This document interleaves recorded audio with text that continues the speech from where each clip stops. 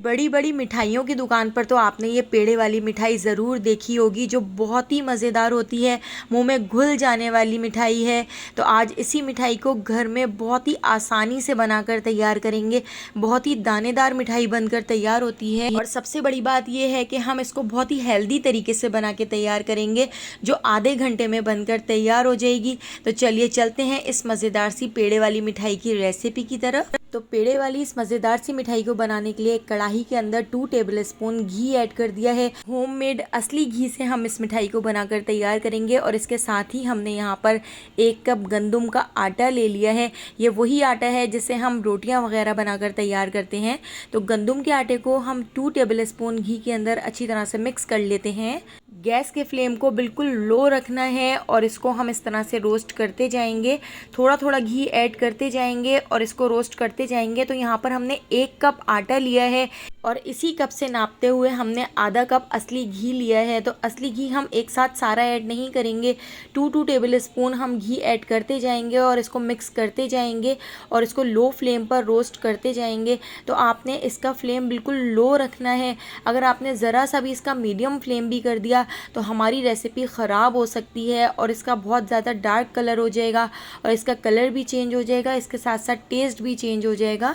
तो इस तरह से देखिए, दोबारा से मैं इसमें 2 टेबलस्पून घी ऐड कर देती हूँ।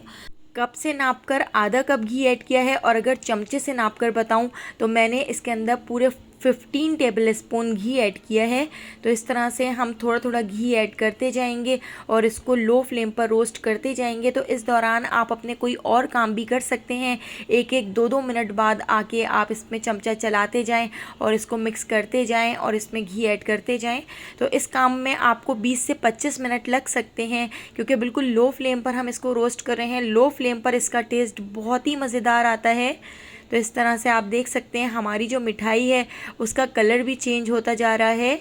लो फ्लेम पर आप देख सकते हैं इसका कितना प्यारा सा गोल्डन सा कलर आ चुका है। मैंने यहाँ पर नॉन स्टिक कढ़ाई का इस्तेमाल किया है। आपके पास लोहे की हो, एल्युमिनियम की हो या कोई सी भी कढ़ाई हो, लेकिन मोटे तले की होनी चाहिए। घी ऐड करते जाना है और इसको अच्छी तरह से मिक्स करते जाना है। तो आप देख सकते हैं यहाँ पे इसका बहुत अच्छा सा कलर आ चुका है और जब हम इस मिठाई के ऊपर इस तरह से चमचा लगा रहे हैं तो मिठाई इस तरह से बाइंड हो रही है और इस तरह से इसके ऊपर हल्का सा घी आपको नज़र आ रहा है। तो बस इस स्टेज पर हम इसको काउंटर के ऊपर ले आते हैं। यहाँ पे हमारी मिठाई का मिक्सचर बिल्कुल रेडी हो चुका है। तो इस मिक्सचर को हमने काउंटर के ऊपर लाकर रख लिया है। इसके अंदर 1/2 टीस्पून इलायची पाउडर ऐड कर देते हैं।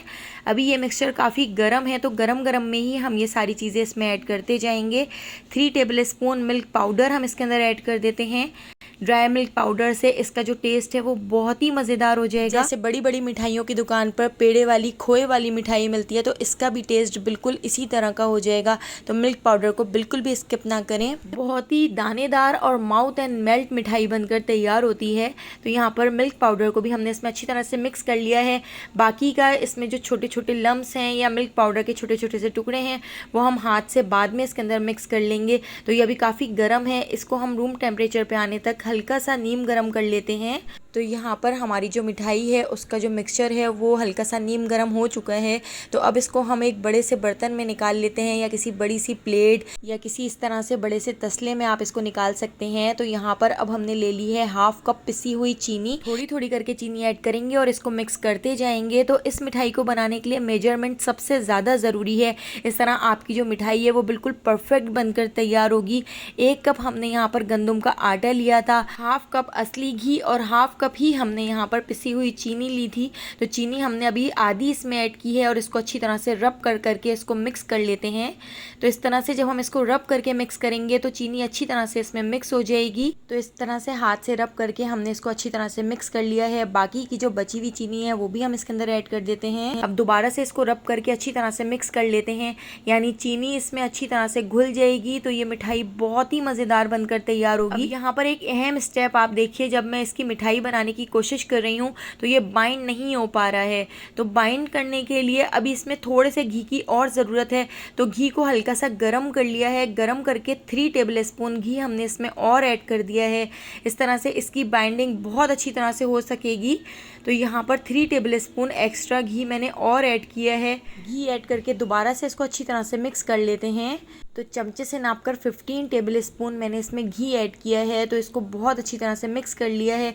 बहुत ज़्यादा घी भी नहीं होना चाहिए और बहुत कम भी घी नहीं होना चाहिए, इससे क्या होगा कि सही से बाइंडिंग नहीं हो सकेगी। अब आप इसका टेक्सचर चेक करें, बिल्कुल आसानी से ये बाइंड हो रही है।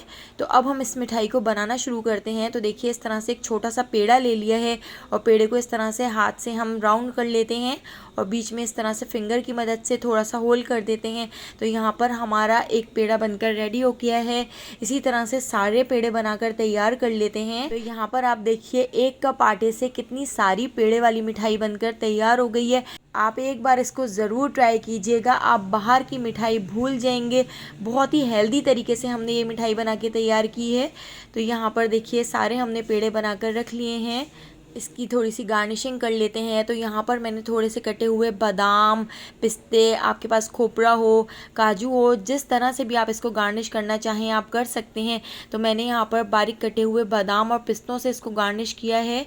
तो देखिए सारे पिस्ते हमने इस तरह से इसके ऊपर लगा दिए हैं। आप मुझे एक बार ज़रूर कमेंट करके बताइएगा कि क्या आपको ये बाज़ार जैसी मिठाई लग रही है, और अगर रेसिपी पसंद आई हो तो लाइक कर दीजिएगा। और अगर अभी तक आपने मेरे चैनल को सब्सक्राइब नहीं किया तो जल्दी से मेरे चैनल को सब्सक्राइब करके बेल आइकॉन के नोटिफिकेशन को ऑन कर लीजिए, क्योंकि डेली मैं बहुत ही मज़ेदार सी रेसिपीज़ आपके लिए लेकर आती हूँ। उन सारी रेसिपीज़ का नोटिफिकेशन आपको फ़ौरन मिल सकेगा और आप मेरी सारी वीडियोज़ वॉच कर सकेंगे। तो आने वाली वीडियो तक मुझे दीजिए इजाज़त। अल्लाह हाफ़िज़।